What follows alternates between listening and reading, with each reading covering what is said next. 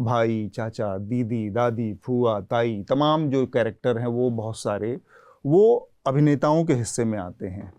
और फिर उसका एक पैरेलल दूसरा हिस्सा होता है, वो स्टार होता है। वो हर प्रोजेक्ट में ये इतनी सारी चीज़ें, तो वो अभिनेता एक तरफ चलता है, स्टार एक तरफ चलता है, ये सारी चीज़ें। ऐसा क्यों नहीं होता? बहुत कम, मतलब इरफान जैसे लोग हैं, इक्का दुक्का अपवाद हैं। वो स्टार और ये जो सारे के सारे अभिनेता हैं, ये एक साथ क्यों नहीं मिल पाते? वो अभिनेता ही स्टार क्यों नहीं हो पाता? ये फिल्म इंडस्ट्री में, बॉम्बे में, ये कैसा वो अंतर क्यों है?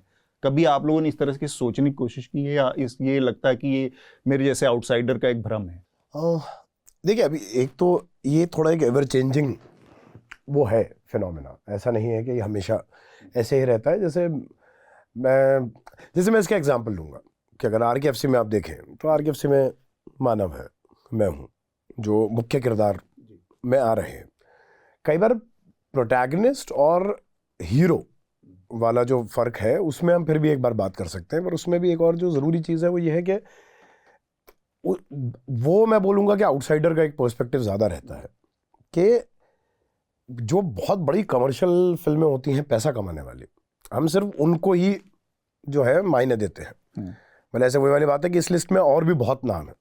इरफान साहब डेफिनेटली थे ही, पर उसके साथ मतलब मनोज वाजपेयी साहब का नाम नहीं हट सकता है। पुराने ज़माने पे जाऊँ तो मतलब हर वक्त रहे हैं के तौर पे मैं बोल रहा हूँ, बलराज साहनी साहब का नाम नहीं हट सकता है, नसरुद्दीन शाह नाम साहब का नाम है, या ओमपुरी साहब हैं। तो अब बात यह है कि आप अर्ध सत्य को वैसी फिल्म मानेंगे या नहीं मानेंगे से फ़र्क पड़ता है कमर्शियल सिनेमा का। तो आई थिंक कमर्शियल सिनेमा जो है ना वो एक बड़ा अलग गेम है जी। वो जो है अभी ख़ासतौर पे लिबरलाइजेशन के बाद तो जो है ना वो चलता है एडवर्टाइजिंग पे।